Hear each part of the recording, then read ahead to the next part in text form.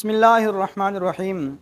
अज़ीज़ सामिईन कराम, हालिया दिनों में जैसा कि आपके इल्म में है कि हिंदुस्तान के एक शहर ओडिशा में एक बहुत ही दर्दनाक हादसा पेश आया कि जहां पर 3 ट्रेनें आपस में टकराई और इस हादसे में कमोबेश इंडियन मीडिया की रिपोर्ट के मुताबिक 350 बंदा जो है उसमें मर चुका है और 1000 प्लस जो बंदे हैं इसमें इंजर्ड हो चुके हैं, ज़ख्मी हो चुके हैं। यह हादसा इंतहाई अलमनाक और दर्दनाक हादसा है।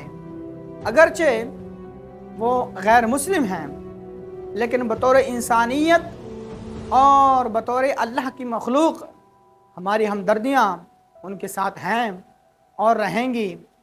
और हम दुआ करते हैं कि जो इस हादसे में लोग ज़ख्मी हो गए हैं, अल्लाह ताला उनको शिफाए कुल्ली अता फरमाएँ और अल्लाह ताला उनके ज़ख्मों को जल्द अज जल्द सेहतियाबी अता फरमाएँ। अज़ीज़ सामीन कराम, इस वक्त मोदी सरकार पर इंतहाई ज़्यादा प्रेशर चल रहा है। अभी ये जो ट्रेन का हादसा अभी इसको मेरे ख़्याल से 2-3 दिन में नहीं गुज़रे कि अभी कल ही की बात है कि हिंदुस्तान के एक और ज़िले में वहाँ पर एक ब्रिज बन रहा था दरिया के ऊपर, वो गिरकर बिल्कुल समंदर बोस हो गया और समंदर में गर्क हो गया। तो इस वक्त मोदी की जो हिंदुस्तान में कंडीशन है वो इंतहाई डाउन है और इस वक्त इंतहाई तनकीद का सामना उनको करना पड़ रहा है।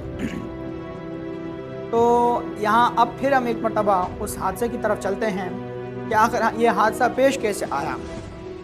तो इब्तदाई रिपोर्ट के मुताबिक एक ट्रेन जो मालगाड़ी थी वो किसी फ़नी ख़राबी की वजह से ट्रैक के दरमियान ही रुक गई थी।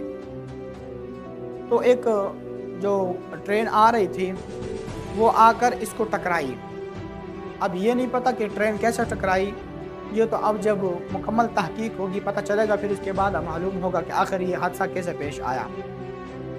तो जैसे ही वो ट्रेन टकराई तो एक और ट्रेन आई और जो बोगियाँ ट्रेन से पटरी से उतर कर साइड पे गिर गई थी, उनके साथ वो दूसरी ट्रेन में टकराई।